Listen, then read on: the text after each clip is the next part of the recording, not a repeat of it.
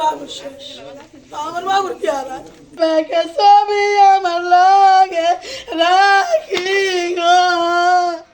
পবিত্র হজ পালন শেষে স্ত্রী ও আদরের ৩ কন্যাকে নিয়ে বাসায় ফিরছিলেন সৌদি প্রবাসী মিজানুর রহমান। দীর্ঘদিন ধরে পরিবারের সঙ্গে দূরত্ব গোছাতে এবারের সফরটি ছিল তার স্বপ্নের মতো। পবিত্র হজের সব আনুষ্ঠানিকতা শেষ করে তারা আনন্দ আর তৃপ্তি নিয়ে ফিরছিলেন নিজেদের ঠিকানায়। কিন্তু সেই আনন্দ যাত্রাই মুহূর্তে পরিণত হল এক বিভীষিকাময় ট্র্যাজেডিতে। ব্যাগে ছবি আমার লাগে রাখি।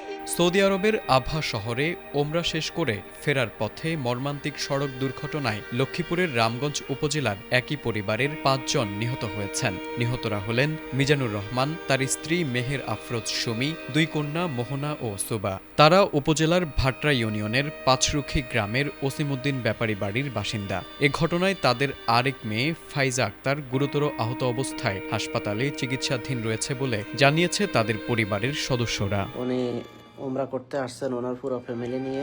একই দুর্ঘটনায় গাড়ি চালক হোসেন মোহাম্মদ জিলানি নিহত হন। তিনি একই উপজেলার ভোলাকোট ইউনিয়নের পাটোয়ারি বাড়ির আবুল হোসেন পাটোয়ারি খোকার ছেলে। দুর্ঘটনাটি ঘটে রোববার সৌদি আরব সময় রাত ৩টায়।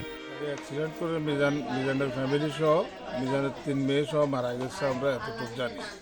ভালো মানুষ, ও কখনো কারোর সাথে মারামারি বা কিলাকিলি কখনো ঝগড়াঝাটি কিছু করে নাই।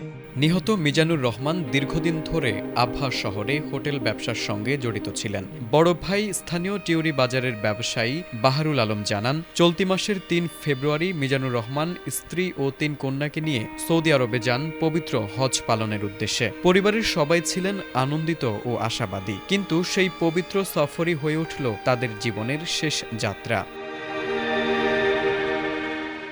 এদিকে রামগঞ্জ থানার অফিসার ইনচার্জ ফিরোজ উদ্দিন চৌধুরী জানান, বিষয়টি তারা অবগত হয়েছেন এবং মরদেহ দেশে আনার বিষয়ে সিদ্ধান্ত হলে প্রশাসনের পক্ষ থেকে সার্বিক সহযোগিতা করা হবে। পরিবারের সদস্যদের এমন মর্মান্তিক মৃত্যুতে গ্রামের বাড়িতে নেমে এসেছে শোকের ছায়া। স্বজন হারানোর আহাজারিতে ভারী হয়ে উঠেছে পুরো এলাকা।